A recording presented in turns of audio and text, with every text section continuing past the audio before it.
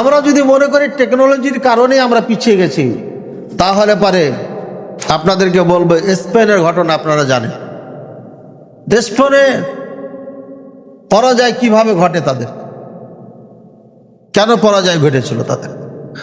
অথচ স্পেন এই মুসলিম জাতি শাসন করেছে 1 নয় 2 নয় 800 বছর।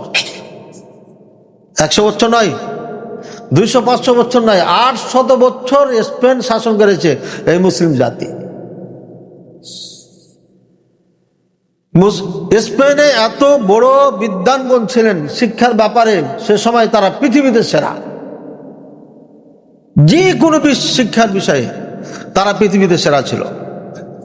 আপনারা ইবনে রুশদের কথা শুনেছেন। ইবনে রুশদ, এই যে আমাদের ঘা ঘুষড়া পচা টচা এগুলো হয়, এগুলোর ব্যাপারে উনি বই লিখে গেছেন এবং চিকিৎসা দিয়েছেন। ইবনে রুশদ সেই সময়কার সব থেকে বড় চিকিৎসক, সব থেকে বড় চিকিৎসক। এখানে শিক্ষার এত প্রভাব ছিল যে ইউরোপের মানুষ এসে, সন্তানেরা এসে, বাচ্চারা এসে এখানে লেখাপড়া করত। এবং শুধু তাই না, মজার কথা হলো ইউরোপের মানুষ যারা এখানে লেখাপড়া করত সম্পূর্ণ ফ্রিতে, সম্পূর্ণ ফ্রি শিক্ষা দেওয়া হতো, ফ্রি থাকা খাওয়া, তাদের আসা যাওয়া সবকিছু বহন করতো মুসলিম শাসকের। যেমনি ভাবে বর্তমানে সৌদি আরব, তারা আজকে গোটা বিশ্বের থেকে বাচ্চাদেরকে নিয়ে শিক্ষা দিয়ে, তাদেরকে ওখান থেকে ফ্রি শিক্ষা দিয়ে দেশে দেশে পাঠিয়ে দিচ্ছে দাওয়াতি কাজের জন্য। সেই সময় স্পেন কাফেরদেরকে সহানুভূতি দেখাইতেন যে তোরা তো গরিব, অভাবী, খেতে পাস না, শিক্ষা নাই, দীক্ষা নাই, সুতরাং এখান থেকে শিখা যা। এই করতে করতে আপনার মুসলমানদের ভেতরে প্রথম প্লেন তৈরি করেন, আবিষ্কার করেন যিনি, তিনি হচ্ছেন আব্বাস ইবনে ফিরাস। আব্বাস ইবনে ফিরাস প্রথম প্লেন আবিষ্কার করেন উনি, স্পেনের উনি। এরপরে আপনার কুরতুবী রাহিমাহুল্লাহ, তাফসিরে কুরতুবী নাম শুনেছেন, তিনি বিশ্বের সব থেকে সেরা মুফাসসির ওই সময়কার, কুরতুবী রাহিমাহুল্লাহ, তিনি স্পেনের ছিলেন। এরপরে সার্জেন্ট যিনি অপারেশন করেন, এই ডাক্তার এই স্পেনের ছিলেন, যার নাম ছিল আপনার আবুল কাসেম জাহরাবি। আবুল কাসেম জাহরাবি পৃথিবীর ওই সময়কার সব থেকে সেরা সার্জেন্ট, এবং উনি অপারেশন করার জন্য যে সমস্ত যন্ত্রপাতি লাগে, আদাওয়াতুল আমালিয়া, অপারেশনের জন্য যে সমস্ত কেঁচি, চাকু, যন্ত্রপাতি লাগে, এসব আবিষ্কার হচ্ছেন উনি। ওনার পরে আজ পর্যন্ত একটিও কোনো কিছু আবিষ্কার করা প্রয়োজন হয় নাই যে এটা দরকার আছে, এটা কম ছিল। এত বড় তিনি একজন আপনার ডাক্তার ছিলেন, সার্জেন্ট ছিলেন। এরপরে আরেকজন ডাক্তার ছিলেন যিনি আপনার নাম হচ্ছে ইবনে বাজা। হাদিসের কিতাব আছে ইবনে মাজা, আর এটা ইবনে বাজা। ইবনে বাজা ইনি ওই সময়কার পৃথিবীর সব থেকে সেরা ডাক্তার যে কোনো রোগে, তিনি ছিলেন এই স্পেনের মুসলিম। এরপরে আপনার আরো ডাক্তার আছে নাসিরউদ্দিন তুসি, তিনিও আপনার এই পৃথিবী নিয়ে সর্বপ্রথম তিনি আবিষ্কার করেছেন বা গবেষণা করেছেন। এরপর আপনার সায়েন্স, টেকনোলজির বিষয়ে, সায়েন্সের বিষয়ে সব থেকে যিনি প্রথম ভূমিকা পালন করেছেন এবং এটা আবিষ্কার করেছেন, তিনি হচ্ছেন ইবনে হাইসাম রাহিমাহুল্লাহ। তিনি যদি জন্ম না নিতেন, অনেক বিদ্বানগণ বলেছেন যে তাহলে মিল্টন জন্ম নিত না। এখান থেকে তারা এই ইউরোপ আমেরিকা শিক্ষা অর্জন করে এবং তাদের সম্পদগুলোকে চুরি করে আজকে তারা টেকনোলজিতে এত আগে অগ্রসর হয়েছে। বাগদাদ ওই সময়কার সব থেকে শিক্ষিত শহর। প্রত্যেকটি ব্যক্তি যারা শিক্ষা অর্জন করতে চাইতো তাদেরকে বাগদাদ শহর সফর করতে হতো। বাগদাদ, কুফা, বসরা, এগুলো তো সব থেকে বড় বড় বিজ্ঞানী, বড় বড় আপনার ডাক্তার, সব কিছু এখানে জন্ম নিয়েছে। এই জন্য গোটা বিশ্বের সমস্ত যারা উচ্চতর ডিগ্রি অর্জন করতে চাইতেন, শিক্ষা অর্জন করতে চাইতেন, সাকসেসফুল একজন ডাক্তার হতে চাইতেন, ইঞ্জিনিয়ার হতে চাইতেন, একজন আপনার বিজ্ঞানী হতে চাইতেন, তাকে বাগদাদে যেতে হতো। এবং পৃথিবীতে ইতিহাস আপনি খুঁজে দেখবেন, সব কিছুই যাহা কিছু আবিষ্কার হয়েছে, হাতের ঘড়িটাও এটা মুসলমানদের আবিষ্কার করা।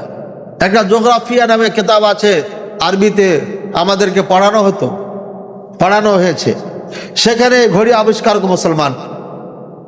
গোটা পৃথিবীর ম্যাপ আবিষ্কারক হচ্ছেন মুসলিম। এটা যেমন তেমন কথা না। এবং পৃথিবীতে যত শিক্ষার আপনার ইতিহাস লেখা হয়েছে, বাগদাদ আর এই স্পেনের মতো শিক্ষা ভবন পৃথিবীতে আর কোথাও ছিল না ওই সময়। কিন্তু যুদ্ধ করে আমাদেরকে পতন ঘটিয়ে তারা আমাদের ধন সম্পদকে লুটপাট করে নিয়ে যায়। এবং এই বাগদাদের এত কিতাব ছিল যেগুলোকে নদীতে নিক্ষেপ করা হয়েছিল। নদীর পানি, দাজলা ফুরাতের পানি আপনার কালার পরিবর্তন হয়ে গেছিল, নীল হয়ে গেছিল। বলেন সুবহানাল্লাহ। এত বই মুসলমানদের লেখা ছিল। এই সমস্ত ধন সম্পদগুলো যেগুলো তাদের দরকার ছিল, ইসলামের বাইরে যেগুলো তাদের আমাদের বই ছিল, এইগুলো সব তারা চুরি করে নিয়ে গেছে। আকাশ দিয়ে পাকে উঠতে পারে, আমরা কেন উঠতে পারি না? এটা মানুষ প্রথমেই গবেষণা করেছে।